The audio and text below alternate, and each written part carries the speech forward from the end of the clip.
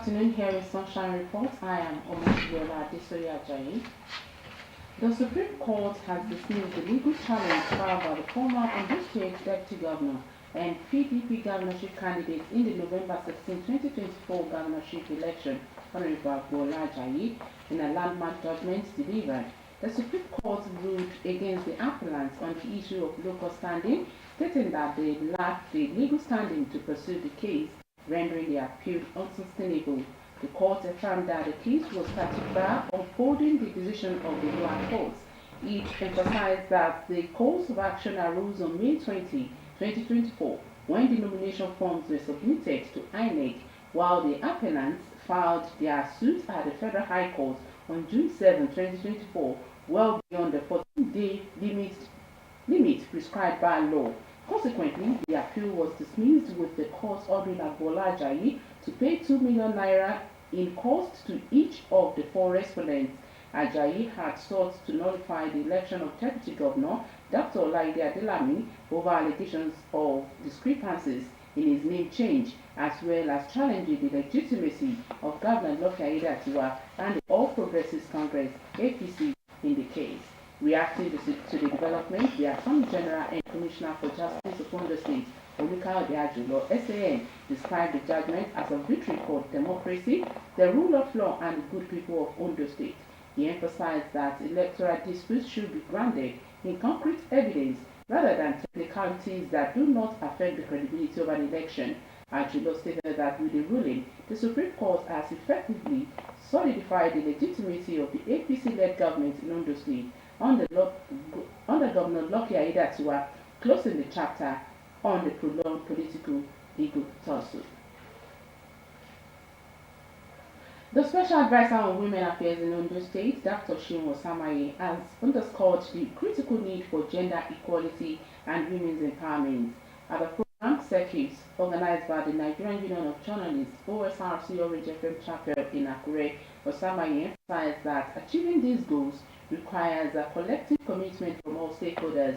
At the event, which focused on pivotal role issues driving women's empowerment, Osrc called for immediate action from political leaders to address these pressing challenges before they escalate further. Osrc's Abidemi Akintoye has the report.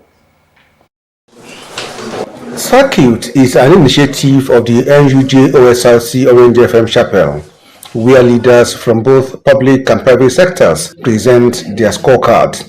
The program is also designed to set agenda for decision makers. This time, the NUJ Osrc Orange FM Chapel hosted its monthly program, Circuit, featuring Dr. Osrc, the Special Advisor to Ondo State Governor Aiyedatiwa on Women Affairs. During the presentation, titled Championing Change, the role of women in shaping Ondo State's future, Dr. Osrc reeled off her achievements and outlining a vision for gender equality. You must be willing to take the risk. So I took my time to understand the organization. When I got into the ministry, I understood the way they do things, and I realized that they are laid back people. If you don't push them, they won't be pushed. When I got there, the atmosphere was not even friendly everywhere. So that very day, I said, get me some people. Let's break down all these trees. If you have been there before and you go there now, you'll be amazed at how beautiful that place is now. And people follow what they see their leader do. Once they know that her leader is diligent, the followers will what? Be diligent. So if you are a director here, lead by action. So as you are communicating the positive, also act the positive. She emphasized the importance of equal rights for women and urged society to actively participate in advancing women's causes. We are going to be coming up with the Bridge the Gap initiative next week, because we realize that we want to empower our women, we want to provide skill acquisition training for them, and we understand that all of them cannot come from across the state to Akure. You cannot ask somebody from Ibadan to come to Akure, for instance. You cannot ask somebody from Ikaria to come here and be trained. So what we are doing under the Bridge the Gap initiative is to partner with all our state House of Assembly members, so that in their various constituencies, we will provide the center for them. We'll get institutes that has existing materials for training, and then we just invite the MHAs, the House of Assembly members, to identify women from their constituents. So they come for the trainings, and after the trainings, they are the ones to provide them with startup capital. Simple, and then the job is done. So somebody in the government that can also be trained. Bridge the gap, because government cannot do it alone. The other two initiatives is an initiative of Governor Lucky Orimiso. You know, during the campaign, many people assumed that we had come to make promises just for campaign. But I'm happy now that they can see that it's not just for campaign. At least election is over. When we say we are giving women money, and in the end they started receiving money. In fact, the beautiful thing I was most happy about for me is the petty traders. Those ones in aprons. I wouldn't know if you were there that day, but you could see how joyful they were. It's because most of these women do not even know any politician. They don't know us, we don't know them. We follow strictly the governor's instruction. The chairman of NUJ Osrc Orange FM Chapel, Odran Soya, reinforced the need to uplift and empower women within the community. As we reflect on the recent unveiling of the Odatiwa Women Initiatives grant by our governor, Lucky Aiyedatiwa, it is clear that our state is taking substantial steps towards addressing the challenges faced by women. This initiative aims to support 1,000 low-income women, providing them with the financial resources necessary to thrive in their businesses and contribute meaningfully to our economy. Governor Aiyedatiwa's commitment to prioritizing women's welfare is not just commendable, it is potential. Today, we are privileged to have Dr. Shehu Osamaye, the Special Advisor to the Governor of Women Affairs, who will share her insights and experiences on how we can collectively champion change. Her leadership in promoting gender equality and empowering women in Ondo State is a testament to what can be achieved when we come together as a shared vision. The Director General of Osrc, Mr. Kenneth Odushola Stevenson, acknowledged the vital role women play in societal development. Sometimes I talk about women. Women, every one of us here are a product of a woman, one way or the other.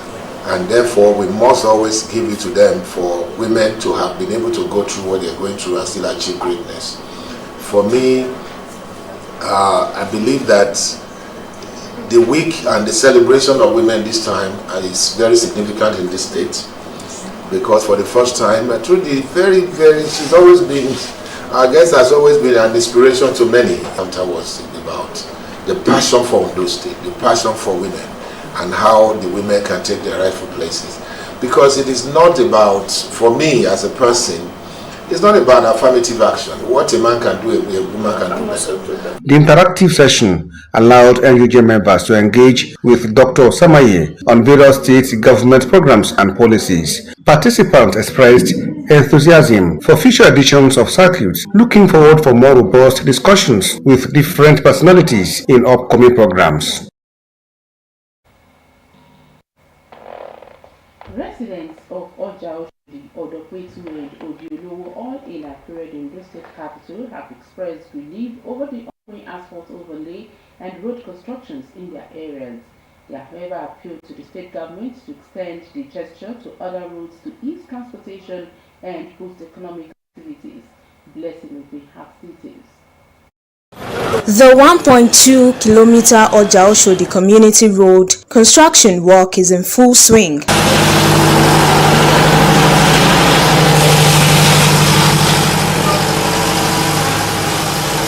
The road, which links Araromi, Odokoyi, and Isolo communities, is getting a much-needed facelift.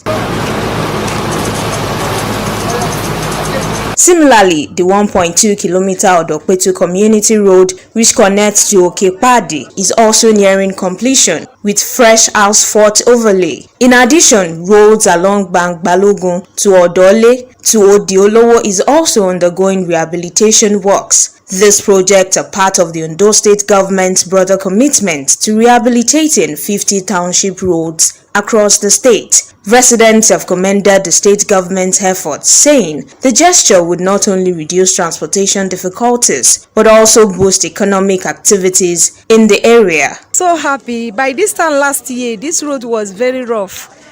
Virtually 2 months ago, when I come back, I see that the road was very clear and they do it very good. And everyone in this street was very happy. It's a good thing for us to be enjoying. I'm so happy for that.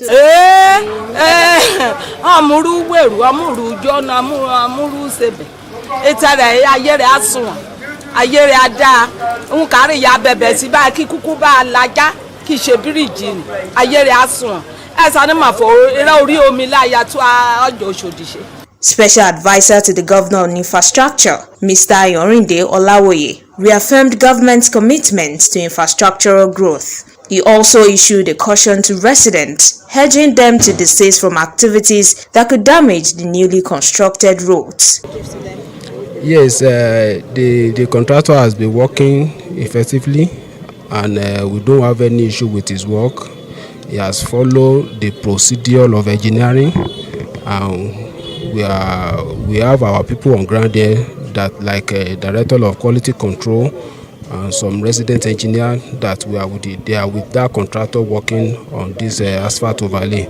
Burning of tire should be prohibited on this particular road that we are just working on. 2 is visitation, regular visitation. I will advise the community in this area that they should exercise on regular visitation of the hydraulic structure, so they can enjoy the span of the road better. As construction work continues across different roads in Ondo State, residents remain hopeful that when completed, the roads will enhance connectivity and improve infrastructural growth in their areas. Blessing Obe, Osrc News. And the Ondo State government has warned farmers on the dangers of erecting illegal structures within government forest reserves. This awareness campaign aims to curb the growing trend of unauthorized constructions in the reserves. Authorities have warned that violators will face strict penalties as the government remains committed to enforcing policies that protect the state's natural resources. Also, Blessing Obi has to report.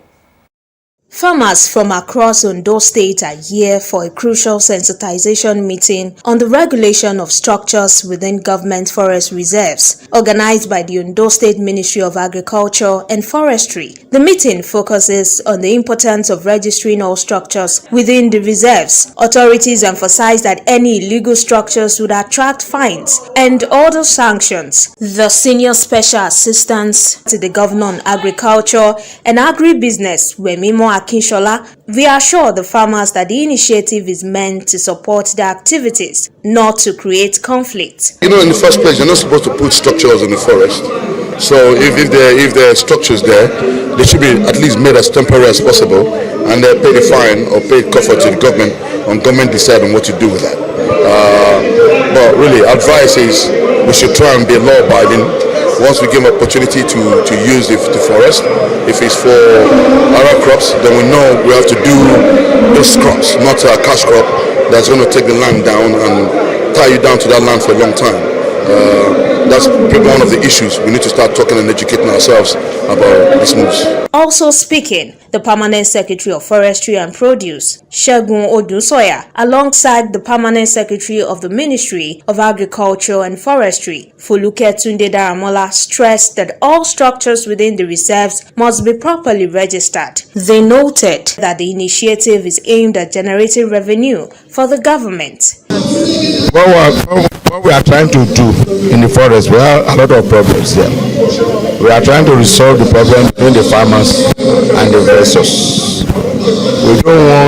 We are looking at a situation where the farmers should be protected, investors will also be protected. That is why we are here today. and we are telling them that illegal structures, farmers are not supposed to build any illegal structure, in the forest. But because we appreciate what they are doing, I want to see them as our tenants. We have registered them, but we want to put a stop to what they have done. We want them to be ahead of government policies, their intentions. And we know that they're there. We're not ready to evict them. And we know that they have structures there which are illegal. You know, the reserve is purely for government. So now we want them to be paying a token for those structures they have mounted there, and we have them in different categories. All is to generate revenue for government. We don't want a situation where we'll be losing our revenue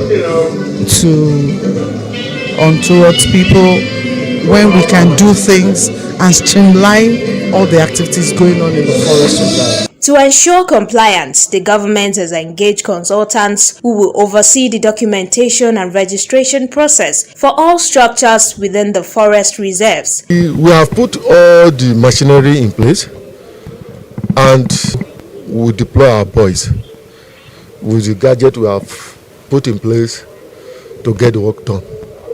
So I believe we will get a good result. In response, the farmers welcomed the initiative and pledged their cooperation. It's a good development because unlike before that, the task force, the enforcement agents, people, they used to destroy the legal structure inside government reserve.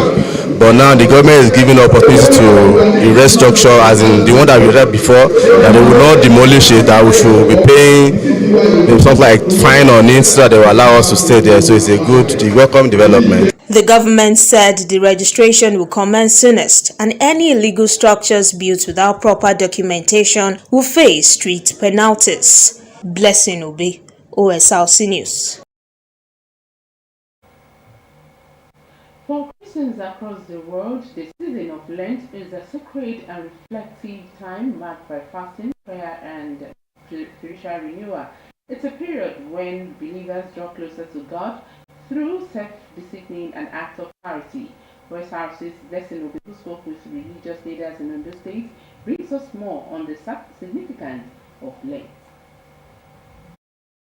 Lent, an ancient spiritual practice deeply rooted in the Christian faith, is observed as a time of solemn reflection that reminds the faithful of life's frailty, marked by the words, "From dust you came, and to dust you shall return." Throughout this 40-day period, Christians engage in fasting, prayer, and acts of repentance, mirroring the time Jesus Christ spent fasting in the wilderness. It is seen as a season of spiritual renewal, where believers will commit themselves to God through self-denial, acts of love, and charity. As Christians around the world observe this sacred time, religious leaders stress its spiritual significance. We began with Ash Wednesday, putting on us our heads sign of the cross to show that we are dust, and to dust we must return. So this period is a period of solemn reflection on the work of Jesus Christ on the cross of Calvary and for salvation. So at this time we are supposed to show kindness, to show love, to express Christ's love to others. And in Christendom, everywhere, we are supposed to go more to reading the scriptures and then praying and then do charity work. Lenten is a sober reflection in which all Christian comes together to commemorate, where we remember our Lord Jesus Christ when he went for 40 days fasting and prayer, and that is what we Christians what we remember for. It is a period of sober reflection where we appear before our God with a very sober mind,